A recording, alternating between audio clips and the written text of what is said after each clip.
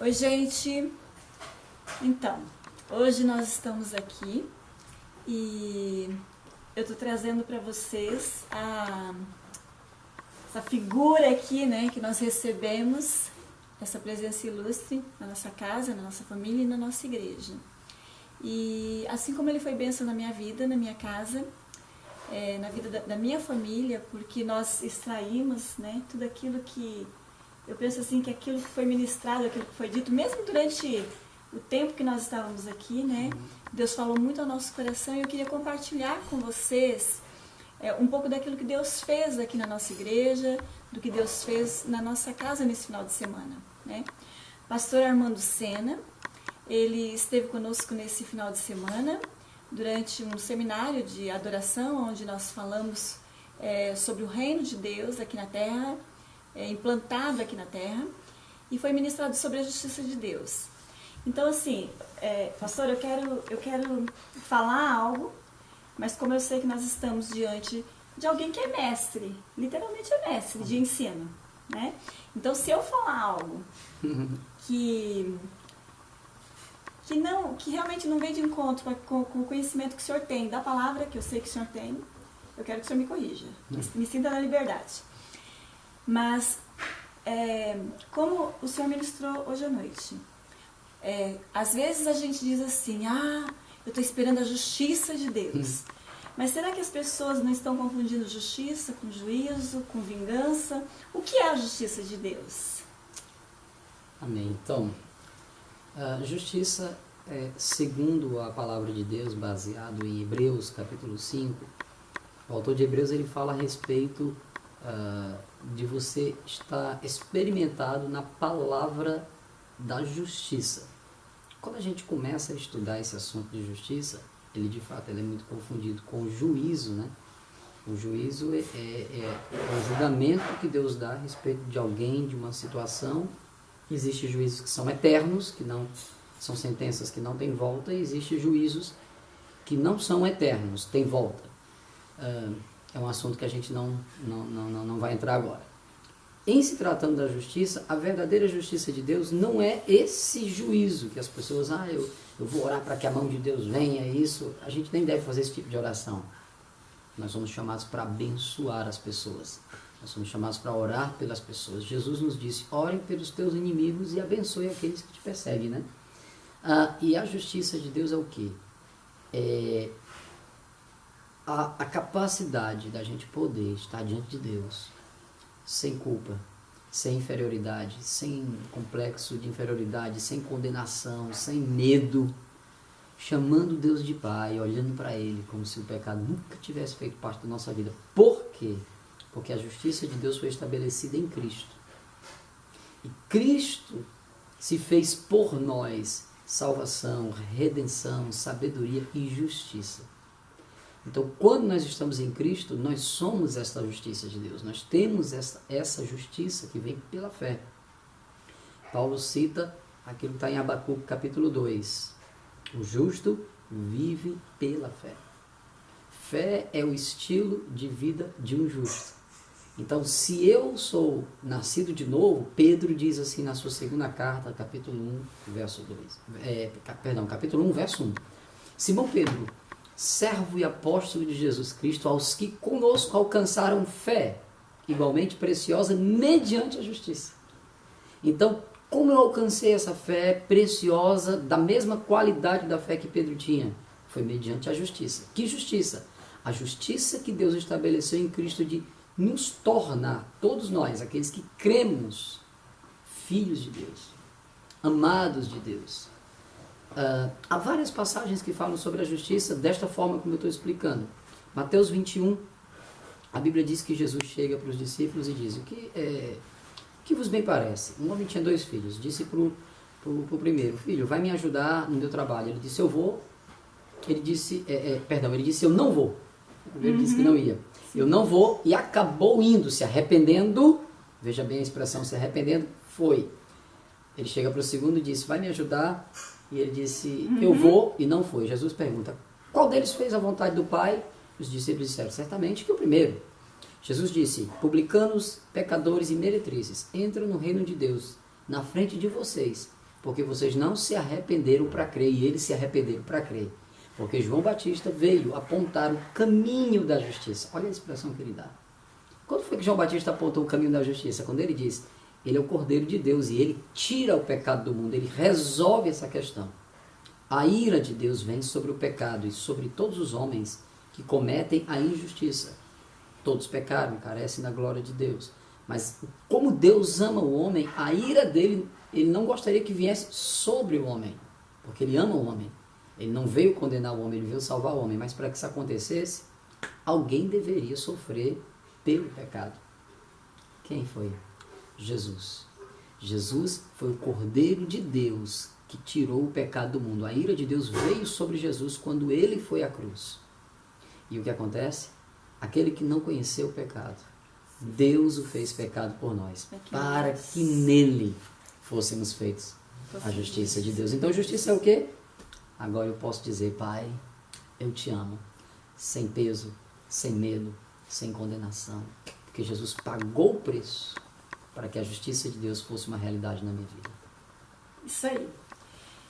Ontem eu fiz uma pergunta para o senhor, e o senhor foi muito certeiro na pergunta que eu fiz.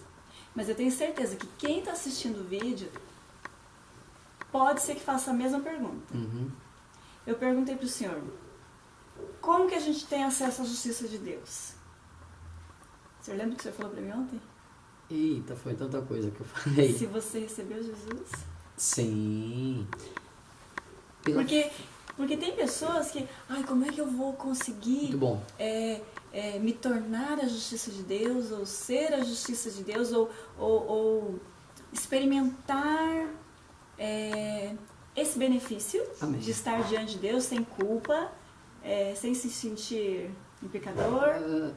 O que é bom em relação à justiça é que a gente não precisa fazer nada com a nossa força própria para que a gente receba essa justiça. Jesus já fez o principal papel.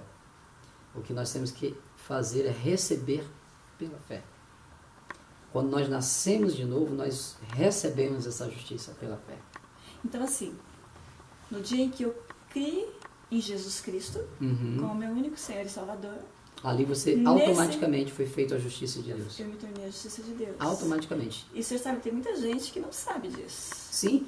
Em Efésios capítulo 4, Paulo fala assim, vos revistais do novo homem. Este novo homem é aquele que nasceu de novo, que foi criado segundo Deus em verdadeira justiça e santidade procedentes da verdade. Quando nós pensamos na verdade, nós temos que imaginar que Paulo está dizendo que esta verdade é a palavra. E nós vamos para o capítulo 1 de Efésios, quando Paulo diz, é nele que vós estáis, depois de ouvirdes a palavra da verdade, tendo crido, fostes selados com o Espírito Santo da promessa. Então, quando eu ouço a palavra da verdade, creio, nasço de novo, eu me torno naquele momento a justiça de Deus. Eu não serei mais justo quando eu chegar no céu do que eu já sou na terra. Você não cresce em justiça, você pode crescer no conhecimento a respeito da justiça. Mas em justiça, uma vez justo, você é justo. Quem te deu essa qualidade de vida? Cristo. Quando você crê, você se torna justo. É o que Hebreus diz, o arrependimento de obras mortas e fé em Deus. O justo que vive pela fé. Quando você se arrepende de obras mortas, isto é, você entende que não é a lei, que não são as tuas obras que te dão vida, mas o que Cristo fez, você crê nisso, você se torna o justo que vive pela fé. Esse é o estilo de vida da gente. O crente é o justo que vive pela fé. Você foi feito justiça e você agora, o seu novo homem também foi tornado, foi recriado, mas foi tornado por Deus santidade, procedentes da verdade. Então, justiça e santidade, a partir de agora, fazem parte da tua vida. Procedentes da palavra, procedentes desta verdade. E essa verdade, então, põe por terra toda aquela doutrina da autojustificação, da Quando Adão peca, 3 coisas aconteceram com Adão. E essas coisas continuam acontecendo com o ser humano quando ele não tem essa consciência da justiça. Quando Adão pecou, a primeira coisa que aconteceu foi, ele percebeu que estava nu e se vestiu com folhas. Amém? Primeira. Segunda coisa, ele se esconde com medo. Deus disse, Adão, onde tu estás? Bem, Geograficamente a gente sabe que Deus sabia, mas o que Deus queria saber era, Adão, o que foi que aconteceu com você?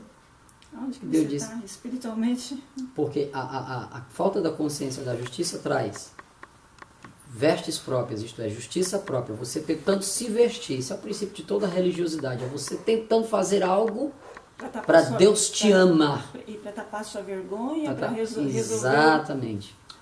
Deus, eu não preciso de Deus, eu não bebo, eu não fumo, eu não danço colado, isso é justiça própria. Tipo assim, eu fui lá, fiz toda a caca, mas eu posso resolver sozinho. Não pode, não dá. Só Jesus é o Cordeiro de Deus que tira o pecado do mundo. Então, o pecado faz isso, autojustiça, justiça própria, né? Autojustificação. É você tentando chamar a atenção de Deus baseado na tua força. Com muito custo, com muito cansaço, com muito... Cansa, fadiga e o pior de tudo, que não resolve nada. Não tapa vergonha. Porque, não. Porque se a Folha resolvesse, eles não precisavam. A agonia de toda religião é justamente isso, né? É você tentar se penitenciar, meu Deus, eu acho que eu não mereço o suficiente. A pessoa, quando não tem consciência da justiça, ela nunca vai achar que mereceu o suficiente. E o incrível é que quando Deus vem e Deus olha aquela roupa ridícula ali, aí Deus fala, peraí. Ele mesmo providencia uma roupa que veio dele. Foi o que ele fez conosco. Ele providenciou a roupa que nos veste. A Bíblia diz que nós fomos... morre. Isso. E baseado no sangue de um animal. A vergonha é tapada. Olha, veja só. Isaías diz que ele nos vestiu com vestes de justiça e manto de equidade. Ali ele estava encobrindo a vergonha. Que depois na cruz o sacrifício é cabal, é completo, é pleno. E ele tira. Aonde ele tira a vergonha. Ele tira a vergonha, exatamente. Ali era só uma figura. Aí, voltando, Adão peca e autojustiça, justiça própria, medo, inferioridade, vergonha, condenação, tive medo e me escondi. E você se esconde de Deus, você perde aquela ousadia que é restaurada em Cristo. Terceira coisa, Adão põe a culpa em Deus, né? E, consequentemente, põe a culpa nos outros. É outra característica. Você sempre está culpando Deus pela tua vida não ser uma bênção. A família que eu nasci, são as pessoas que estão ao meu redor, é a circunstância que eu vivo, é porque Deus quer que seja assim. Não. A justiça em Cristo tira todas essas três coisas. Primeiro, você passa a entender que não é pelo que você fez, mas é pelo que Cristo fez. Segundo, Paulo diz que ele não vos deu um espírito de escravidão, mas um espírito de ousadia, você pode clamar Abba Pai. Então, vai embora o medo.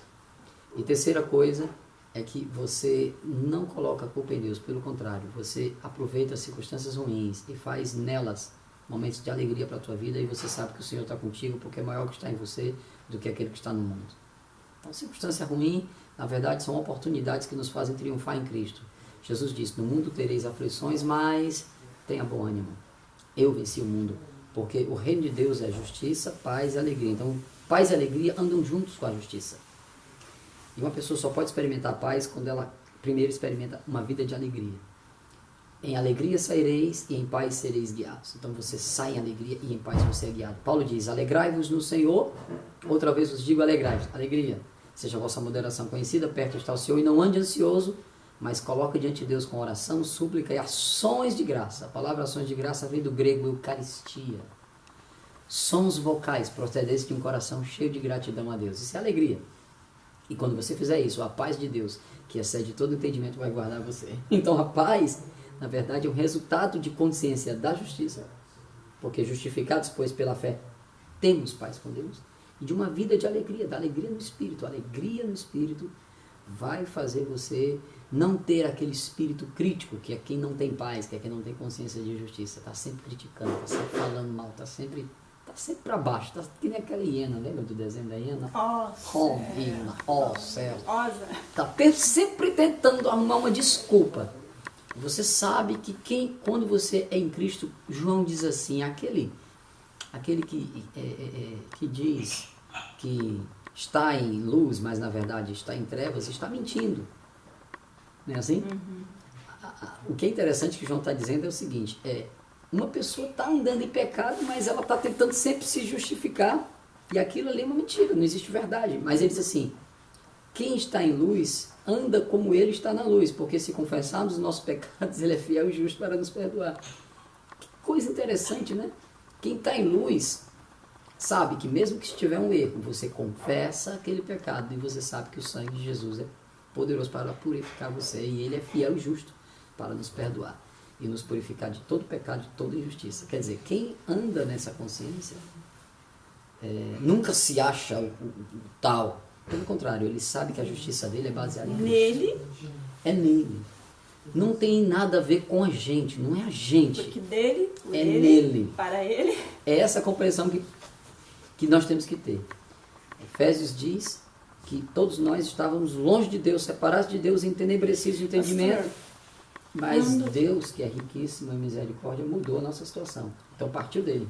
Quando aquele filho pródigo, que ele, antes dele sair de casa, né, que ele vem ali e pede pro pai, sim, o que era direito dele, que era a herança, que ele recebe, o pai dá, e aí ele vai. E gasta. Aí tá, ele vai pro mundo, se distancia do pai, é óbvio que a bênção, longe da presença do pai, ela se acaba. Sim.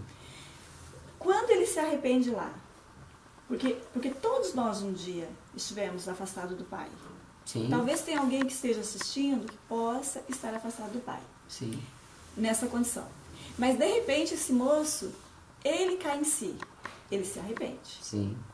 Mas ele ainda não tem consciência da justiça. Por quê? Porque ele diz assim, olha, eu errei, eu vou voltar, eu vou pedir perdão. E já não sou digno de ser chamado teu filho. Eu não sou digno de ser chamado filho, mas ele acha que ele perdeu. E ele acha que quando ele chegar na casa do pai de volta, que o pai pode até perdoar, mas com algumas restrições. Não é o que nós temos visto nos dias de hoje. Muitos de nós, que nos autodenominamos cristãos e que recebemos Jesus como Senhor e Salvador, nós aceitamos Jesus, nós estamos na presença dele e muitas vezes a gente está assim, olha, só me perdoa porque tudo que eu já fiz me trata como um dos servos, um dos escravos, dos empregados e... Tá tudo bem, né? E aí o que o pai fala, né? Ele não tinha consciência da justiça de Deus. Sim. 1 João capítulo 4, 1 João capítulo 3, verso 1, João diz assim, vede com grande amor o Pai nos amou ao ponto de sermos chamados seus filhos. E somos mesmos. Pronto, era uma certeza que o João tinha. Esse amor que Deus tinha por ele. No capítulo 4, a carta dele é toda falando desse amor. Ele diz assim, nós o amamos porque ele nos amou primeiro. Quando você tem a consciência da justiça, você também tem a consciência, ela vem junto à consciência do amor que o Pai tem por você. E que jamais o Pai, eu te perdoo, mas... Não, Deus... Mas... É muito interessante quando a gente percebe que o amor de Deus é tão grande, mas tão grande por você, meu irmão, meu amigo que está me ouvindo aí. O amor de Deus é tão grande que você não precisa fazer nada para Ele te amar. Você não precisa orar para que Ele te ame. Você não precisa jejuar para que Ele te ame. Você não precisa louvar para que Ele te ame. Você não precisa nem mudar de voz, às vezes eu faço uma voz assim, para que Ele te ame. Nada. Você só precisa entender que Ele te ama. Nada do que você vai fazer ou deixar de fazer vai mudar Deus de ideia com respeito ao amor que Ele tem por você. João diz, Ele nos amou quando a gente não merecia. Paulo diz, Ele nos amou quando a gente estava nas trevas, Ele foi buscar a gente. Imagina que agora, você sendo filho de Deus, será que Deus não te ama? Te ama demais. Te amou quando você não era, te ama do mesmo jeito que você sendo, e ele espera o melhor de você. Para que então serve meu jejum, minha oração, minha leitura, minha consagração? É resposta que eu dou de gratidão a este amor que Ele me deu primeiro. Então, por isso que eu oro, por isso que eu louvo, por isso que eu jejuo, por isso que não é para alcançar. Eu alcancei em Cristo. É porque eu fui alcançado e dou esta resposta. Muda tudo. E o nome disso é comunhão. Comunhão são duas pessoas que se amam, que pensam a mesma coisa, que desejam a mesma coisa e elas têm trocas. Deus deu o seu Filho, o melhor que Ele tinha. Ele espera de nós, não exige, espera de nós. Gratidão. E quando a gente dá a Ele essa gratidão, rapaz, a gente fica tão feliz. Porque quanto mais a gente dá a Deus, a gente nunca vai superar Deus no dar. Ele sempre vai ser muito maior. Então, quando você aprende isso e você vive isso, você não anda mais em pecado, você não anda mais perdido, você não anda com depressão, você tem vida de verdade. Foi isso que Jesus veio fazer. A Bíblia diz, o Filho do Homem se manifestou, o Filho de Deus se manifestou para buscar e salvar o que se havia perdido. O que é que se havia perdido? A comunhão. Ele buscou e salvou esta comunhão que alcançou qualquer ser humano na face da terra, por pior que seja. Ele pode voltar a usufruir desta comunhão. Quer dizer algo muito interessante. Isso aqui que eu vou dizer é muito interessante mesmo. Eu não sei se você sabia, mas Lúcifer, ele nunca quis ser Deus. Nunca. Quem lê o texto de Isaías ou de Ezequiel deve ler melhor se pensar que ele quis ser Deus. Ele não era doido. Ele sabia que ele não poderia ser mais do que Deus. Ele não quis estabelecer um trono maior do que o de Deus. Lúcifer queria ser você. Ele diz, eu serei semelhante ao Altíssimo. Gênesis 1:26. Quem é semelhante ao Altíssimo? Senão o homem. Imagem e semelhança. Quando ele notou que ele não poderia ser eu e você, se rebelou, foi expulso do céu, se tornou essa figura que nós conhecemos como Satanás, o Deus deste século, o príncipe deste mundo, o príncipe das potestades do ar, tenebroso. E aí o que é que ele quer fazer do homem? Ele quer fazer com que o homem fique parecido com ele. Todos os pecados que o homem comete são atributos do caráter de Satanás. Satanás é quem é sujo, ele quer que o homem seja sujo. Satanás é quem é obsceno, ele quer que o homem seja obsceno. Satanás é o pai da mentira, ele quer que o homem seja mentiroso. Para ele chegar para Deus e dizer assim, ó, tá vendo tua criatura aí que tu fez semelhante a você, a imagem e semelhança tua? Tá vendo? Ele está se parecendo comigo. Aí a Bíblia diz que Jesus veio resolver esse problema. Ele veio fazer com que o homem volte a se parecer com Deus, porque o homem tinha perdido. Isso é maravilhoso, isso é tudo. Que lindo. Isso é o Evangelho. Que lindo. Jesus veio dizer, Jesus chegou aqui na terra, ele se parece com Deus, a Bíblia diz, ele é a imagem do Deus invisível. A expressão. Porque Adão tinha perdido essa semelhança, Adão tinha perdido essa qualidade de vida. Nossa, a gente pode respirar até fundo, né? Isso é top. Veio para. A Bíblia diz que nele estava a vida e a vida era a luz dos homens. Adão tinha perdido esta luz, essa direção, essa ousadia, essa comunhão, essa segurança. Imagina a mente de Adão colocando o nome de mais de 1000 espécies de animais e decorar tudo. Meu Deus do céu. O homem se parecia com Deus demais. Aí o homem perdeu a comunhão. Começou a ficar parecido com Satanás. Nas suas obras, teve um momento tão terrível que Deus disse, eu vou destruir aqui. Não tem condição, vai ficar só sobrar a família de Noé. Mas Deus tinha um plano. Deus envia um homem que se parecia com ele. Porque Jesus era Deus, mas não veio na forma de Deus, veio na forma humana. Um homem que se parecia totalmente com o Pai, que revelou o caráter do Pai, que viu o Pai, inclusive. Que era Deus, mas que abdicou da posição de Deus, se tornando um homem, para que ele pudesse fazer com que o homem voltasse a se parecer com Deus. Como? Quando ele foi na cruz, ele mata aquela primeira raça, que é a raça adâmica, ele termina aquilo. A Bíblia diz que ele morre no nosso lugar e nós morremos com ele. E quando ele ressuscita, ele começa uma nova criação. Quem é essa nova criação? Lembra da mulher samaritana? Aquela mulher chegou para Jesus e disse, você está pedindo água? Você é judeu? Coisas da velha criação, inimizade. Deus não tem inimizade, amém? Diabo sim. Inimizade. Você é judeu e pedindo água? E Jesus disse, se você souber quem é que está te pedindo, você que pediria e eu te daria. Olha a coisa da criação de Deus. Você pediria e eu te daria água da vida. Aí ela perguntou, tu é maior do que o nosso pai Jacó? Aí Jesus disse, chama teu marido. Ele disse, eu não tenho. Jesus disse, você falou a verdade, você já teve 5 e o que você tem agora não é marido. Estava no 6º relacionamento. Imagina a vida daquela mulher, a alma destroçada que aquela mulher tinha. Eu acho legal que Jesus não foi para o lado que talvez muitos de nós iríamos. Ei, velho, então chama o teu primeiro, viu? Porque só resolve se for o primeiro. Não, Jesus sabia que a alma daquela mulher estava doente e ela precisava de vida. Aí Jesus disse, você disseste bem, não tem marido, o que você tem agora não é ele. Aí ela disse, nossa, tu é profeta. Eu acho que Jesus pensou, se ela soubesse quem eu sou, mas eu vou me revelar. Já que ele é profeta, né? Tira uma dúvida minha teológica. Qual o melhor lugar para adorar? É o monte ou é Jerusalém? Jesus, nenhum nem outro. O teu povo diz que é lá e o meu diz que é... Exatamente. Aí Jesus olhou para ela e disse, ei, nenhum nem outro. Acredite, vem a hora que nem neste monte, nem em Jerusalém, mas do lado de dentro vai ser o lugar da adoração. O que o homem tinha perdido, ele estava trazendo. Essa comunhão que é do lado de dentro. Não é algo físico, religioso. É uma comunhão do lado de dentro. Deus é Espírito, o que importa se os adoradores o adoram em Espírito e em verdade. Esse sempre foi o tema de Jesus. Trazer essa restauração do lado de dentro. Fazer com que o homem volte a se parecer com Deus. Ele conseguiu. Através da justiça. Através da justiça eu tenho esse acesso. Através da justiça eu posso dizer, tu é meu pai. Quem é o pai senão aquele que eu tenho o mesmo sangue dele? Eu quero finalizar essa parte aqui dizendo um texto de 1 João 3:9. Ele diz assim, todo aquele que é nascido de Deus não vive na prática do pecado, porque a semente de Deus está dentro dele. Há uma palavra grega ali, mais forte do que semente.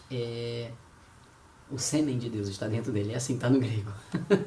Isso quer dizer que eu e você temos de fato a própria vida e natureza de Deus. Nós chamamos isso de zoe no grego. A vida de Deus dentro de nós. Sabe o que significa isso, pastor? É que agora podemos dar frutos dignos desta santidade que foi colocada em nós por Jesus e desta justiça que foi colocada em nós por Jesus. Isso é tudo. Mudou a nossa natureza. Nos fez parecidos com Ele. Tal pai, tal filho. Essa palavra semelhante, no grego é similis. Sim. Que é...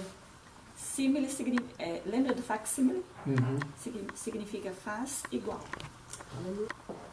Então, as considerações finais é que todo aquele que recebeu Jesus, que creu em Jesus como Senhor e Salvador, pode viver uma vida plena. Amém, isso mesmo. Livre de vergonha, de medo, culpa, de sentimento de acusação. Pecado, tudo isso. Amém. Porque a graça, ela não é um passe livre para viver em pecado. Pelo contrário, graça e santidade andam juntas. Então, justiça, graça...